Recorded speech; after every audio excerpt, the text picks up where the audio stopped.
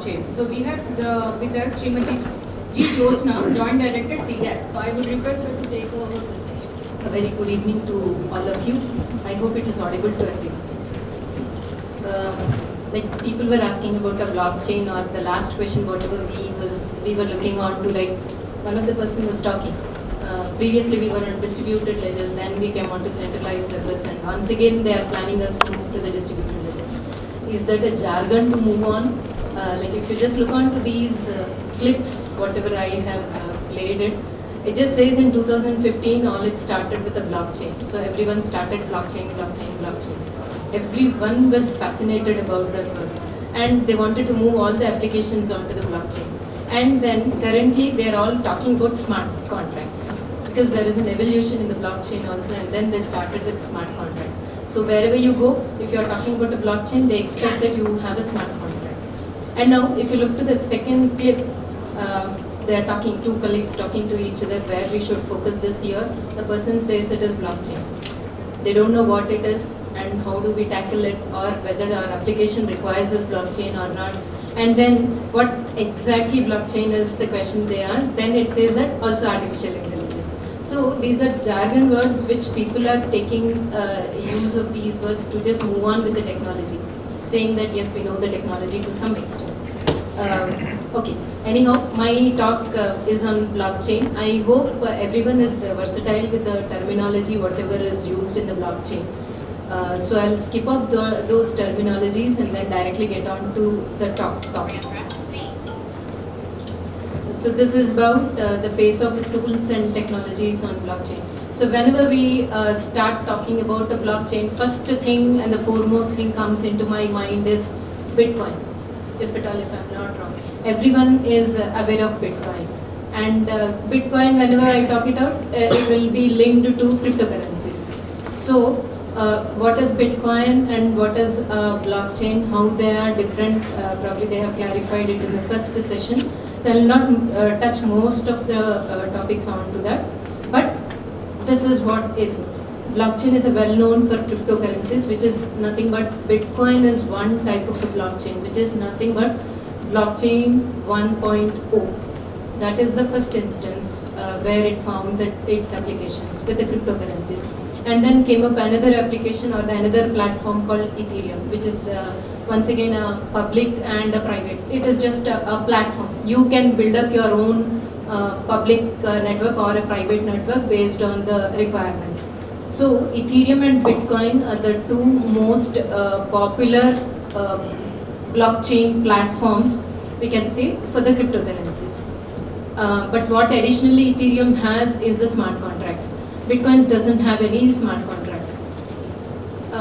So I hope everyone is with the terminology. Smart contract is nothing but your business logic, basically. Whatever you try to enforce your policies, all your rules, everything will be written in a piece of code, wherein this piece of code exists on all the nodes in the distributed network, whatever it is. So this smart contract is of a great interest to us, because if you go wrong in writing the programming in smart contracts, all your financial things may come down or even might shoot out. So apart from the cryptocurrencies, there has the evolution of the blockchain for 2.0, wherein it has come up with the smart contracts, and not just the Bitcoin, not just the normal public blockchains. They have come up with something else called permissioned blockchains. So we have two types of blockchains here. One is a public blockchain, wherein everyone can join the network without any permissions required. Anyone can start transactions onto the network.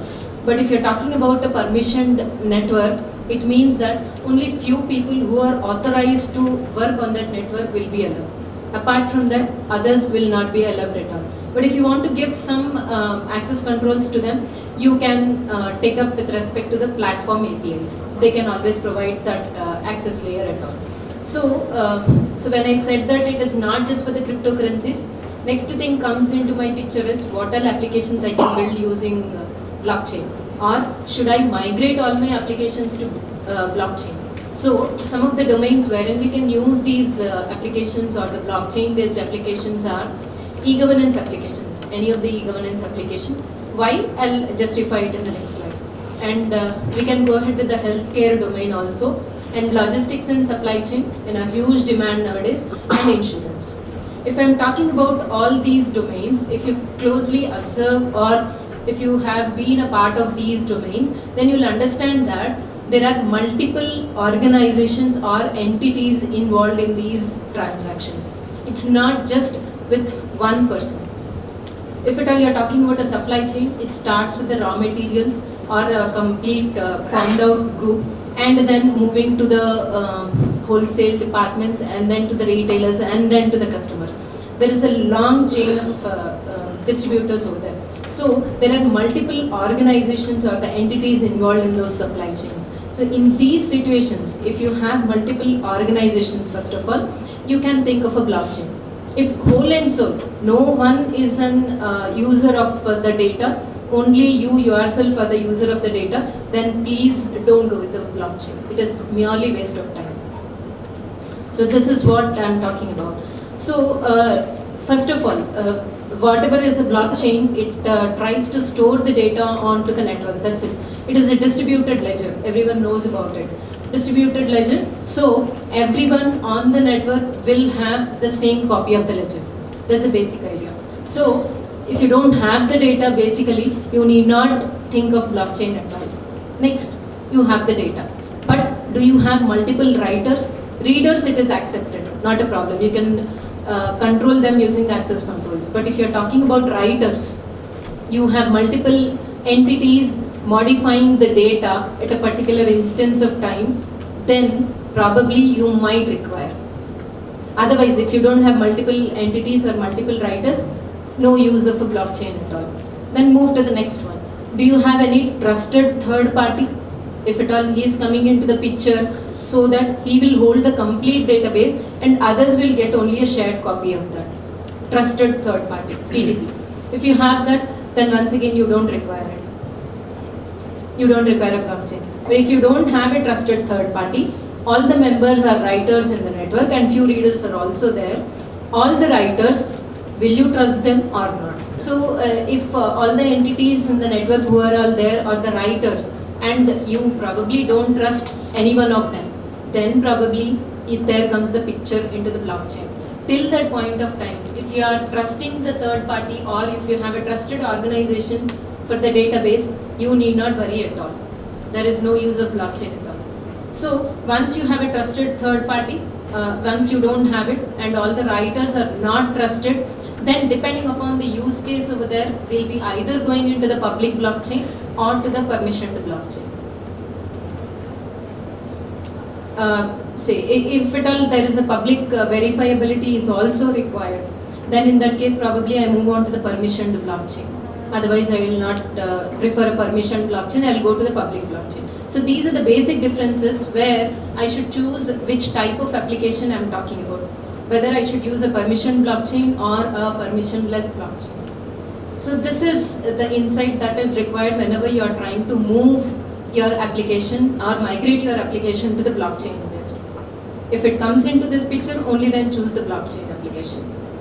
So once we are done, what type of application I require it, then these are few of the questionnaires or questions that you need to ask yourself. What type of a platform you require? Because in the market there are huge number of platforms available. There are more than 100 plus, I can guarantee that. And everyone is coming with their own platform also. So out of that, they either move on to either permissioned blockchain or a permissionless blockchain. So we understood that category. That is the first one, type of platform what we need to choose. The next one is, should we go with the open source or the commercial thing? How many of you suggest that I should go with the commercial things, commercial platforms? Okay, what would be the benefit going to the commercial platform? Okay, I was expecting that answer. The first foremost thing would be the support that we will be expecting from the agencies. But open source platforms are a lot better. The community, if you are choosing an open source platform, then first foremost thing you need to look for is the community. How good is the community and how fast they are responding to your queries. That is very important. Because if you're stuck up at some point, you cannot dig the complete source code. You need to get some support from the platform developers itself. Otherwise, it would be difficult. So, my next question would be, if I'm going for a commercial thing, very good. You get the support directly from that customer, from that agency. If not, I should look for the partners. Who are all the partners while developing the platform? Does it have a good industry support? If at all they're doing some, if they have a roadmap, whether they're doing some research onto that using academicians' infrastructure, all these things you need to look on. And foremost thing, active or not. I have seen so many blockchain platforms, very few at the very beginning, probably for the first 3 or 4 months, they are very active. They used to release the versions in every week. Probably every 10 days we could see in the GitHub there will be an update. But later on, it was completely dead. So you need to be careful while choosing the platform also. And the last and the foremost thing is performance characteristics. If you are moving to the blockchain, I expect that there should be a scalability compulsory. You need not worry how my application will be able to handle the load and everything. It should be taken care by the platform or its supporting versions. I'll tell you in detail later on. So what comes the modularity over there? Okay, let me tell you this way. We have smart contracts. If I don't want to plug in a smart contract or else I have a simple smart contract, how does the platform behave? Everyone would have heard about the consensus, which is nothing but coming to an agreement. Because we have lot many writers in the network, then how do I come to the agreement? Is it through voting or telling something else or proof of stake? I have so many records, so I should be given the preference sort of a thing. So depending upon the requirement of the application, I should be able to plug in my own consensus algorithms. So if they are giving such modularity in the platform itself, it would be an added advantage to us. So these are the main characteristics whenever you want to choose a blockchain for your application. So based on these, I've just surfed the net. Whenever I was searching for tools and technologies for platforms, this is what Google has shown me. They have done a survey with a number of industries. I don't remember the number of exact number, but they have given an option with all these platforms. If you can see, I have given only 5 platforms over there. One is Hyperledger, Ethereum, EOSIO, Parity, and Multichain. So if given these platforms, which one you will choose first? So most of the times people tend to either move to Hyperledger or to the Ethereum. If I am talking about a Hyperledger, it is a permissioned platform completely. Like a group of network wherein you have writers, but you don't trust them. That is a problem over there. But if you are talking about Ethereum, there is a group of people, group of organizations in the network where you don't need any trust at all. They work on something called proof of work, mining and all those things. Probably you could have heard about mining at least, right? So these are the 2 most popular platforms that people tend to choose, either a Ethereum or a Hyperledger. So I'll just go in detail about these 2 platforms, only the tools, whatever can be useful at what level, and then whatever work we were doing under Meitei Fund, I'll just go through that.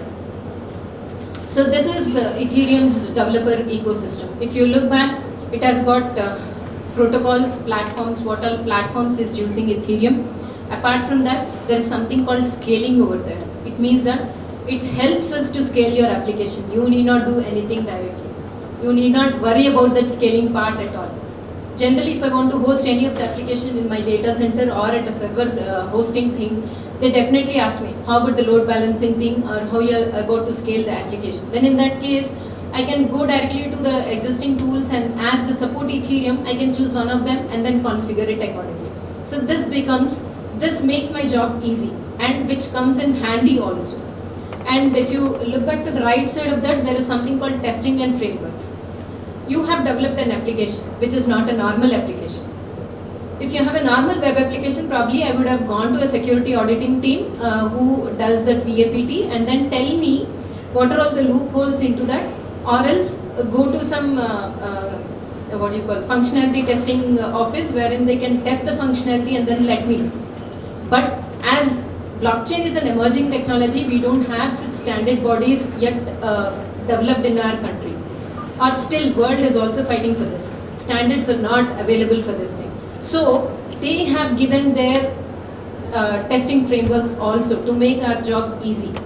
Now Ethereum, for an example, there is something called Ganache CLI. You can have a smart contract written over there, test it over there on the browser itself. It will help you give everything from the starting point of writing a smart contract and how it behaves in each of the test cases. So everything is automated and given as an IDE tools. So these are some helpful tools which will make us confident enough saying that yes, I have developed my application correct and my smart contract is 100% in line with the policies of the organization.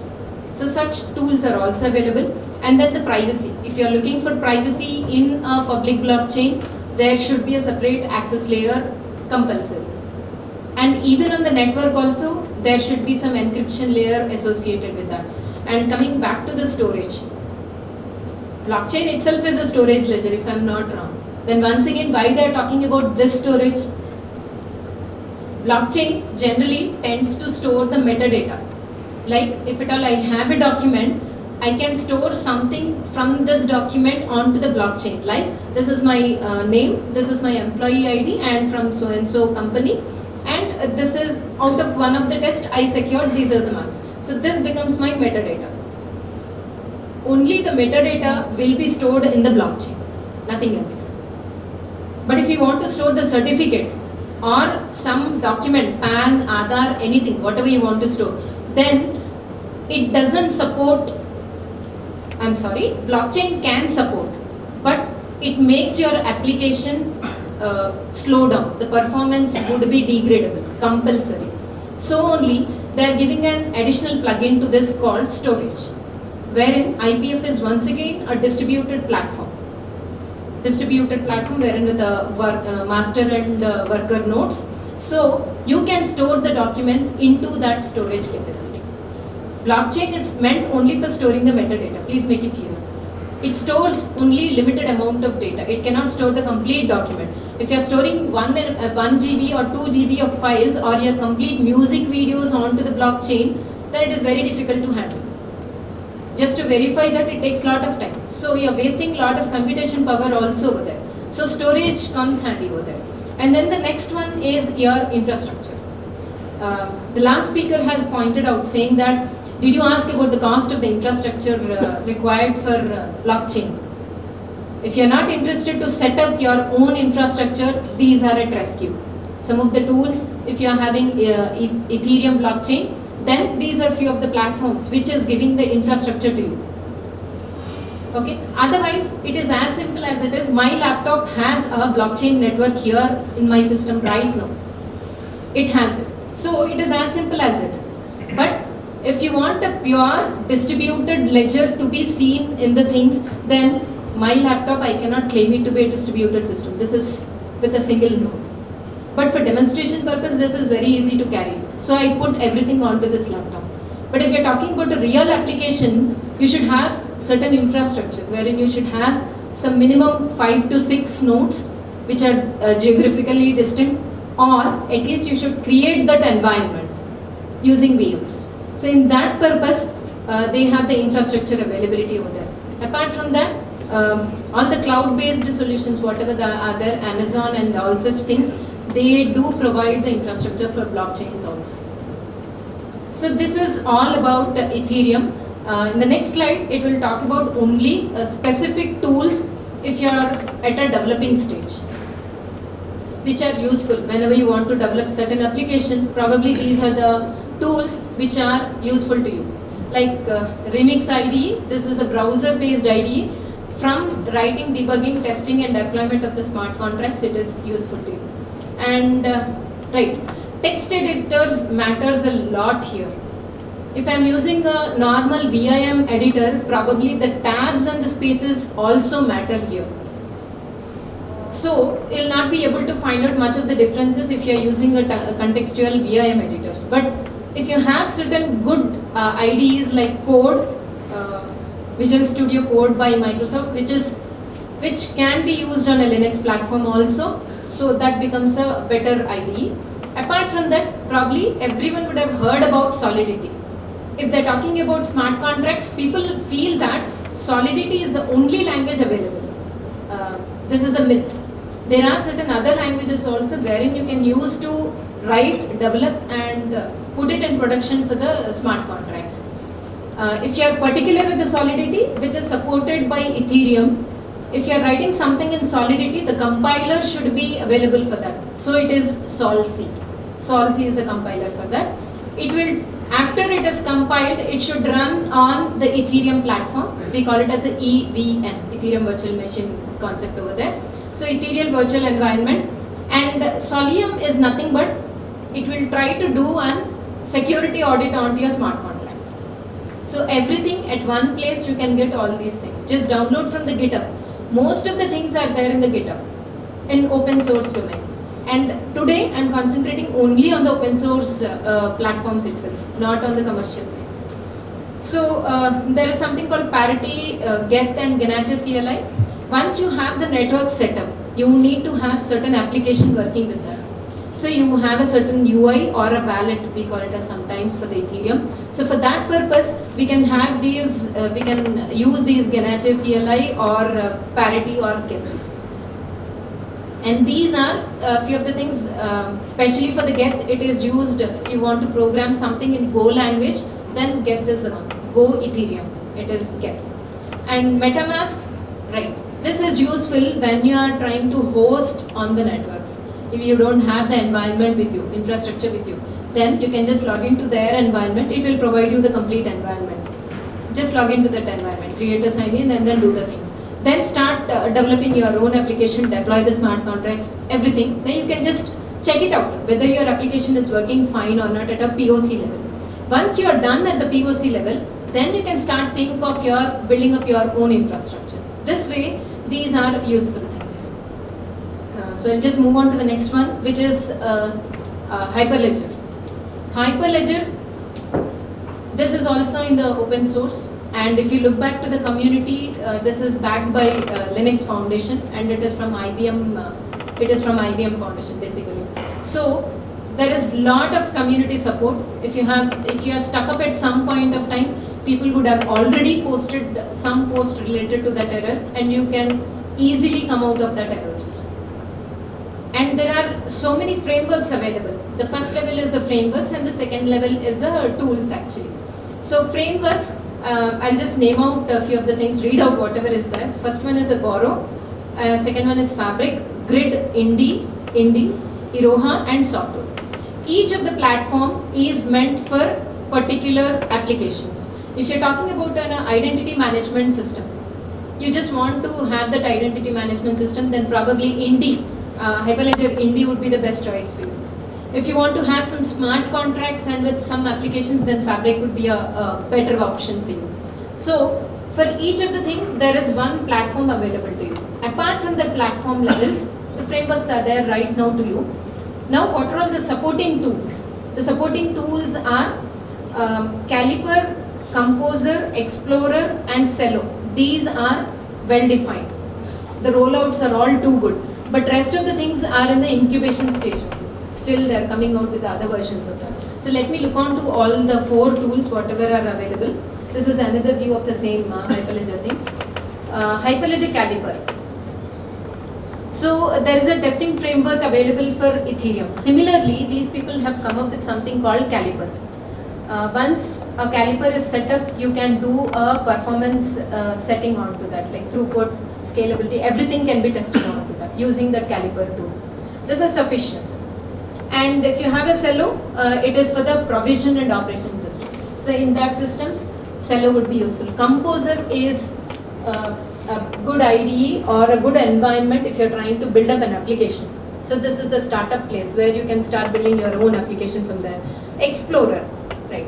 I have a blockchain with me, but how do I assure that there are some blocks getting added to that ledger, and what are all the organizations involved in that network? all those details. I have set up everything, whether it is correct or not, or does it really have such capability or not. You can visualize it using Explorer. It is a dashboard basically. What are all the recent transactions? What are all the organizations involved in that network? How many blocks got added, etc. details. Every detail will be there using the Explorer tool. And this is very simple to configure. Whatever the network config file you have for your systems, the same file need to be given with little changes, modifications. It will work fine. It will bring up the complete system. Visually, it will give you the good impact actually. And then Quilt, it is for interledger protocol. This is for moving from cross-platform sort of a thing. So these are some of the tools for the Hyperledger platform. So we have just covered 2 platforms which are most important. Ethereum, which can be a private blockchain or a public blockchain according to your configuration settings. And Hyperledger, basically it is completely a permissioned blockchain. There is no concept of a public blockchain here. And this is at a high level comparison between the blockchain, Bitcoin, Ethereum and Hyperledger Fabric. I'll just make a note here. Bitcoins doesn't have the concept of smart contracts, but it is the first blockchain ledger that we have seen live going on with a good dollar value. If I'm not wrong, 1 BTC, which is nothing but the blockchain currency, 1 BTC is equivalent to 8 lakhs of Indian currency just 1 week back. That is what I've seen. So that is how it is going on in the hype. Whether it could be a hype or literally it is going on, we really don't know. But people are back of blockchains. So the first version is a Bitcoin without any smart contracts. The next 2 versions, Ethereum and Hyperledger, they are with the smart contracts. Yani you can write your own business logic involved, and there are some events generated. Like there is a policy saying that if you need to pay some amount by this date, you are supposed to pay it. If you don't pay it, probably your asset will be taken back. Such rules, you can write it in the smart contract, and based upon that event generation, a particular functionality will be invoked from that smart contracts. So, first important thing is consensus. Because we have multiple organizations in the network, how do I agree on a particular transaction? So in a Bitcoin, it is by proof of work, which is nothing but mining. I do solve some complex cryptographic problems in the blockchain network. It requires a lot of GPU power. If you are a winner out of that solution, then you will be paid some Bitcoins. Not exactly 1 Bitcoin, probably a milli or even lesser than that. So Bitcoins will be generated that way generally. Whenever a person is doing the mining, that way the Bitcoin gets generated. It is an incentivized mechanism. If you do some work, I'll pay you a reward for that. As well as if you are solving one problem, whatever transactions are holded by you, those transactions will get added to the block because you are the winner. Rest of the transactions, they get stale, and once again they need to be picked up by the miners for the next block. That way it is done. And Ethereum, it also works on the proof of work. But proof of work here, once again, what is the incentive here? What we talk in terms is nothing but your Ether. Ether is a cryptocurrency they have initiated in that, and there they need to spend some gas. Gas is what they need to spend to do some work. And Hyperledger, they don't have any proof of work concepts, but they arrange or they come together to an agreement which can be achieved, which can even take care of the fault tolerance levels also. One of the best thing is Byzantine fault tolerance, which is nothing but a node can be a malicious node in the network, which is in a permissioned network, but still then, if it says that if 1/3 of the nodes are malicious, even though it can reach to a consensus and give the correct answer to the transaction, whether it is valid or not. That is your Byzantine problem. So it can go ahead with the fault tolerance or even the node crash also. Some of the systems do that. So right now, Hyperledger Fabric, if I am talking about, they have integrated Raft consensus protocol, which is a crash tolerant protocol. Kafka is by default nowadays, but they have included even Raft also.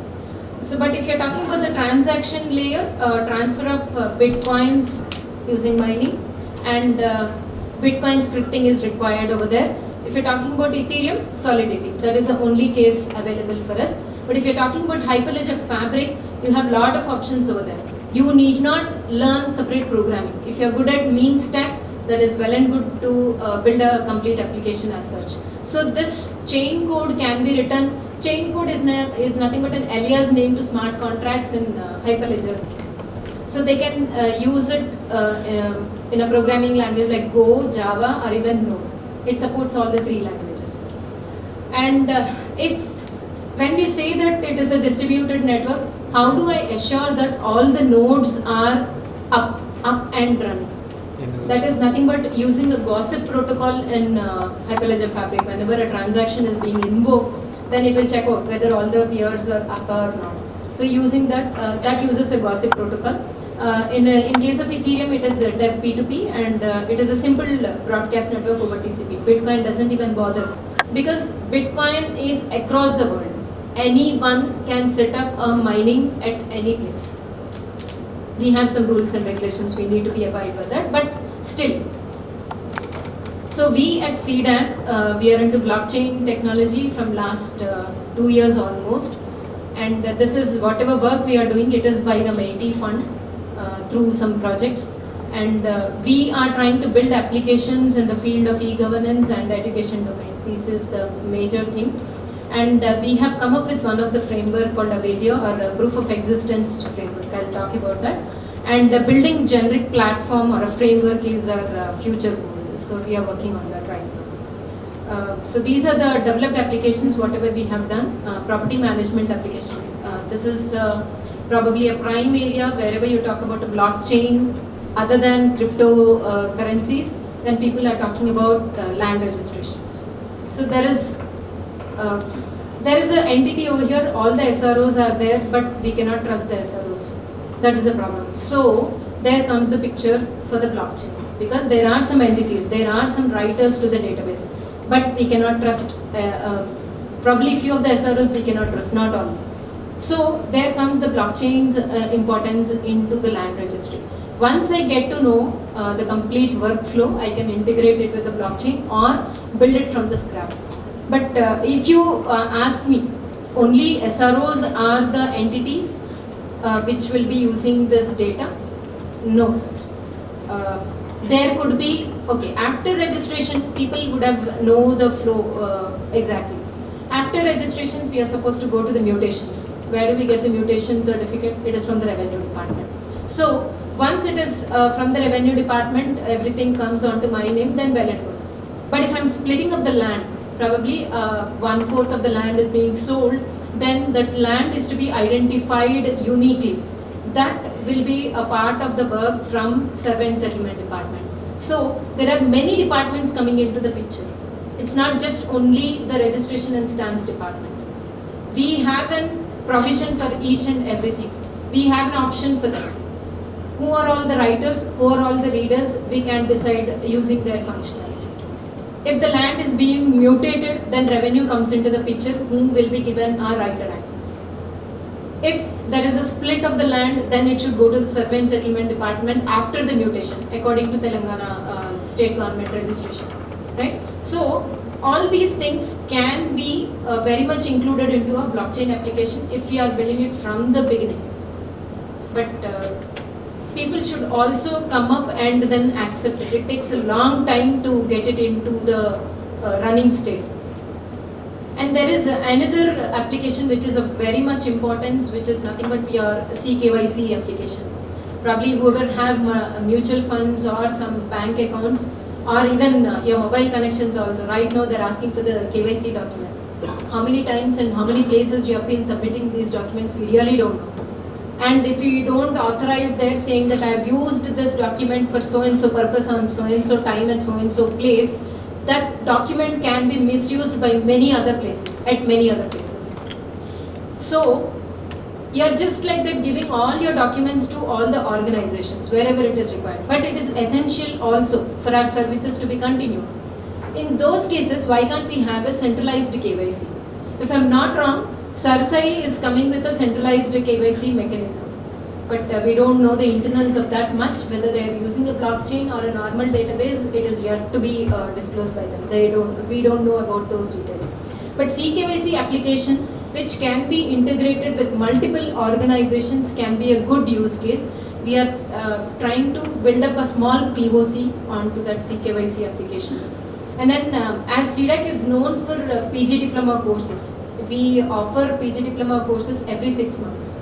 So every 6 months there would be good number of students coming out. We offer them certificates and the mark sheets also. And these, we get even verification requests from abroad also sometimes, or else from some of the companies also, whether so and so person has done so and so course from your center or not. So there is a verification process also going on those certificates. So we are developing an application called ACTS certificate application. ACTS is our training department name. So we are developing one application. It is going live on this for this March batch. August batch. People are coming out by this month end. So we start issuing the certificates in the next month and then recording them onto the blockchain. And the final is our POE as a service, which is nothing but proof of existence. I'll put little light onto that after 2 or 3 slides. I'll just talk onto the property management application. So this is left side, whatever we are seeing is the registration flow happening in the SRO office. And right side is the application, whatever we have built from their understanding their workflow. What we understood is, generally blockchain stores metadata. That is what we understood. So this metadata is being pushed into the blockchain at 2 stages. First one is a check slip generation. As soon as you pay the duties and everything, they'll give you a check slip number. That is what we will take and then come out of the SRO office and then go back after 2 or 3 days to collect the sale. So at the very first instance, the initial data will be kept into the blockchain as soon as you give the details, fingerprints and everything. And then the second time, they modify that record with the regular document number. And when this regular document number is assigned to that sale, right? So these two are the places where they are touching the database. That is what we have analyzed. So once they are pushing on those data onto their databases, we are even pulling those data and then putting it into our blockchain. Once again, it is only the metadata that we are pulling from the State Department and not the complete sale deed nor any of the documents. Even the confidential data like Aadhaar, PAN, no such details are being pushed to us. It is only the metadata part, which is nothing but the buyer and the seller details, will be pushed to us with the property details. So those details, we are storing it in the blockchain. So there is another one, you can see 2 blockchains over there. One is here, we call it as a PM blockchain, which stores the metadata of the property management application. The other one is a POE blockchain, which is nothing but proof of existence, wherein you can store the, nowadays every sale deed we are getting it with a soft copy. A PDF will be mailed to your mail ID if required. So the hash of the document can be stored in this POE, proof of existence, which is nothing but, it will just store the hash of the document. Please remember that, along with the timestamp. Now if you have a document, it can be stored onto the blockchain saying that this is the hash of so and so particular document. I'm pushing this hash at a particular instance of time. And once again, if at all they modify the document, some fraudsters have come into picture and they try to modify the sale deed and say that and claim that this is my sale deed, you can always calculate the hash once again and then get it verified from this platform, whether this is the exact hash or not. If they have modified, a hash doesn't meet at all. You cannot compare those two at all. In such cases, this will be a very useful component. So we are launching this as a service. Right, these are some of the benefits of the POE, whatever we call it as a proof of existence. Proves document ownership without revealing actual data. We don't have the data at all, but there is a provision for the storage of the document itself. We have an IPFS attached to proof of storage to this system. If you wish to store the document, you can store it. Otherwise, it is not required at all. It is not mandatory. And it records the timestamp. saying that at this time it is registered. So after years, they come up saying that this is my sale deed, you can get it verified saying that this doesn't match with this. If it matches, then you can always say that this document is existing from such a long time, and you cannot deny that because it is in the blockchain, which is append-only database. You cannot modify the database at all. And certify the existence of document without the need of the central authority. You don't require a central authority at all. And ensures document integrity, ensures the timestamp and hash of the documents cannot be tampered retroactively. You cannot go back and change the details in the blockchain. So these are few of the benefits from the POE. And some of the critical applications what could be used by this POE are, these are the things. MOUs and agreements, these are very important documents whenever you are doing an MOU. Or employee service records. Probably sometimes they try to tamper the employee service records to get the benefits also out of it. So in such cases, probably you can push these documents or only store the hash of the document. If you feel that there is some confidential data, you need not even push the complete document. Just store the hash of the document. That should be enough. And it will tell you saying that yes, this is a valid document. It is existing in the blockchain from so and so long time. Birth and death certificates. This is a critical issue people are facing nowadays. Birth certificates, okay, not at all a problem. But death certificates is an issue. Even government was also suggesting us to look for some of the application which can solve these problems associated with death certificates. They try to modify the certificates. Whether the municipality has really given the certificate or not, people doesn't know. They can forge it. They can just go to any of the printer and get it done. So, how do you authenticate that? Whether this is a correct death certificate given by the municipality or not? Better, whenever the municipality is issuing a certificate, they can store the hash of that into the blockchain. This gives the validity check. And whoever so wants to verify that, you can just need to give the link of that transaction into the blockchain. They'll click onto that link and get it verified. That should be done. Very clear. Sale deeds and land records. Right now, we are in the pilot deployment for the Shamshabad department. We have done with the POC, and the pilot is also up. It is not from the scratch. It is going in parallel with the existing application because people should get confidence on our system. Only then they can take it up at a large level. So we have done it for Shamshabad district, and right now we are deploying it in the state SDC. And health records, driving license, health records. They have got a unique thing over there. Many entities are being are using these health records once they are uploaded into the system.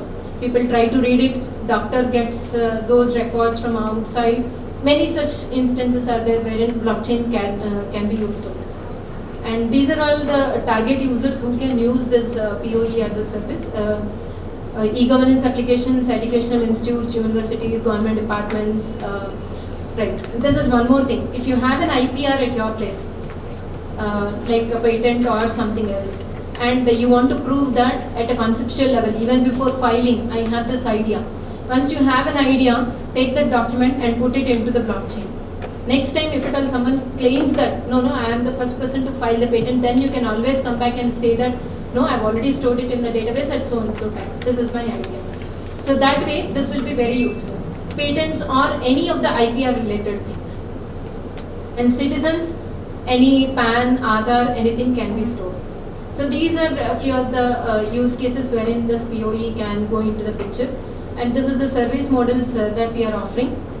Wherein there are 3 service models, CDAC managed service model, third party integration and on-premises. On-premises, everyone would be aware, wherein the complete setup will be at your organization. We'll just come, install everything, get your application ready and then leave. So second middle one is a third party integration wherein we have the infrastructure at our place at CDAC SDC and data center.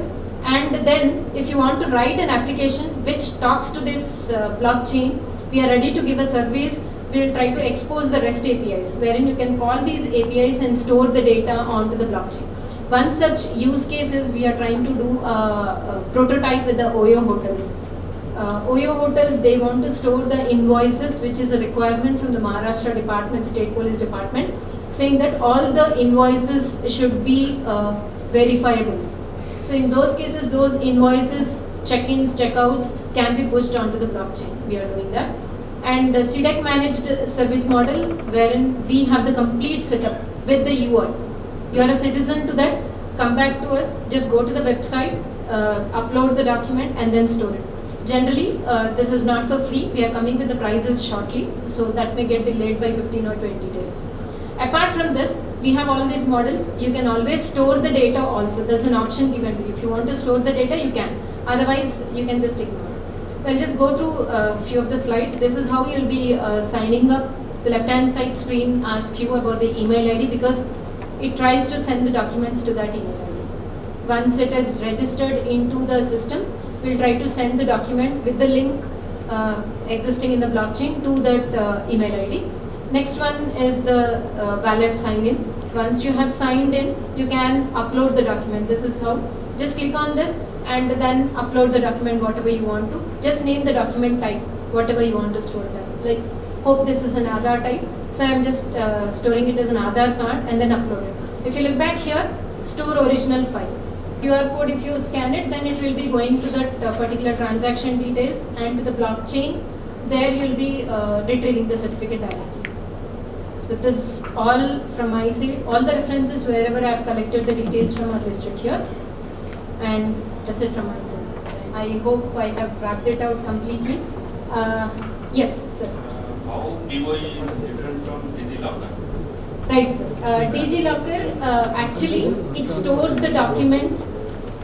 Say I am a organization who wants to tie up with the DigiLocker. What I do is, all the employee service records, whatever I have, I'll store it in my database only. I'll not give it to DigiLocker. Only the link, public link accessible to that document will be given to the DigiLocker.